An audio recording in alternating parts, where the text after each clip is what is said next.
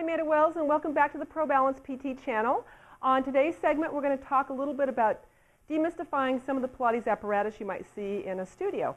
Now, this is a piece called the chair, and I have three versions of the chair here. This, starting from kind of the most traditional to the more modern. These two are Wunda chairs, and they're essentially the same dimensions, except this does have the arm handles on them. And then over here, we have the more modern combo chair, which has a split pedal that we can remove. So these pedals, these little foot pedals, can be moved independently or together. So one of the first questions people usually ask me is, why do they call it the chair? Well, let's go back to our more traditional version here. So like I said, this exercise was actually meant to be a piece of equipment that somebody could place in their home and be able to do exercise. So, for example, on this particular Wunda chair, we have spring resistance, and I can actually do some abdominals. I'm going to do a little more advanced abdominal exercise here just for show. But you can see how I'm actually going up and down, and this is requiring that I use my abdominal muscles and that I have some mobility in my low back. Now, that's actually an area I need to work on specifically myself. But it uses springs to be able to give you either assistance, well, it is for assistance, so the less spring I have, the more difficult the exercise is. And there's other exercises we can do on here where we're, doing something a little more basic, where we're sitting down, trying to maintain just a stable position of the lumbar spine, and we're just moving up and down here. Let me move that spring that's making a little bit of noise here. Let's put that over here for now. But say, for example, somebody is coming in, they're fairly new to their back rehab, and I want to teach them how to be able to sit and to move their legs without having to move the entire spine. And believe it or not, this is sometimes hard for people to be able to do, to let go of the hips and to stabilize at the lumbar spine. So I might be able to do an exercise like this double leg pump, which is fairly straightforward. I could add rotation to it. I can add all sorts of things to it to make it a little bit more interesting.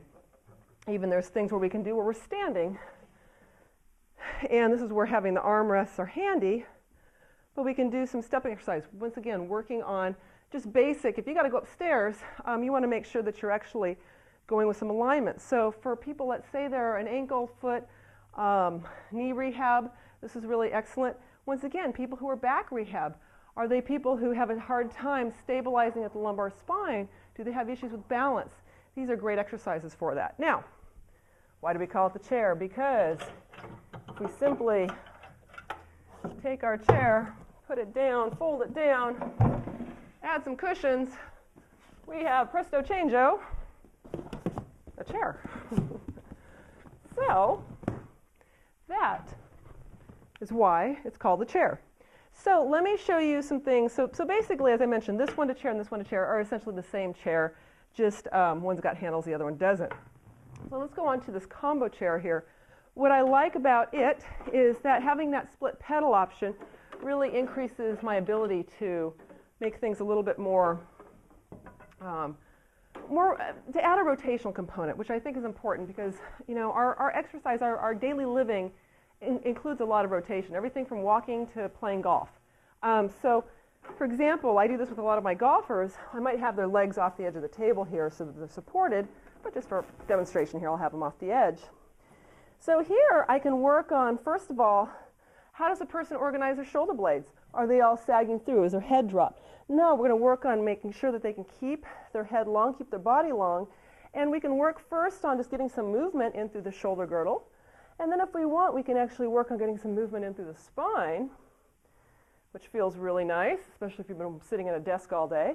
And even better is adding that rotation to it. So once again, this is fabulous for my golfers, fabulous for anybody who does any sort of rotational activities or needs mobility in that part of the spine. Now, what we can also do with having the split pedals is, remember that little double leg pump I did on the other side where I was just sitting down and just pushing the legs up and down? Well, here you can work on a little bit of reciprocal motion. So once again, if I change the resistance of the springs, it's going to change what I'm feeling and what has to stabilize. Sometimes I can make it harder for the legs. Sometimes I can make it harder for the core. I'm going to put the dowel right back in where I place it. And then from here, once again, we can go ahead and do just whatever exercises we want. One great exercise I love to do on this, which is a great challenge. This is a more advanced exercise. But for those of you who say, you know, this Pilates stuff is easy, I don't really feel it, ask me about this exercise. So what you can do, this is called the Reverse Swan. And this is great because here we're opening up the shoulders. So you're getting a nice stretch into the shoulders. And all we're going to do from here is just draw up. So it doesn't seem like it's a very big motion, but it's definitely work for my abdominals. Now I can add a little aspect of rotation with an exercise called a sidearm twist, where now I've got to rotate around and then I've got to draw it right back up. Rotating and coming back up. And what I have to be able to do is stabilize at the lumbar spine and rotate at the upper back. So once again, great for rotational sports, great for working the obliques and the abdominals. I'll show you one last exercise with this particular chair. Once again, this could be done on any of them. And this is just called the forward lunge. So for people, say you're somebody who's a hiker or an athlete, for that matter, someone who just needs to get up the stairs, you can do an exercise. I can use these for assistance early on. But ideally, we want to see if we can actually go into this movement, watching that we're aligning the leg. So it's a safe way to do a lunge type of exercise, but without putting so much stress on the knee. I can counterweight the spring to make it a lot easier for me, or I can take spring away to make it much more work. And to add to the balance component, kind of get it up here, and now, oh, I've got to take my foot off the spring, know where I'm at in space, come down, and go all the way. I can add all sorts of variations here that make it a little bit more interesting. So the chair, definitely, it doesn't seem like much, but you can definitely get a workout on it. I'm starting to breathe a little bit hard right now. So with that, I will let you go, and I will join you next time on our ProBalance PT channel.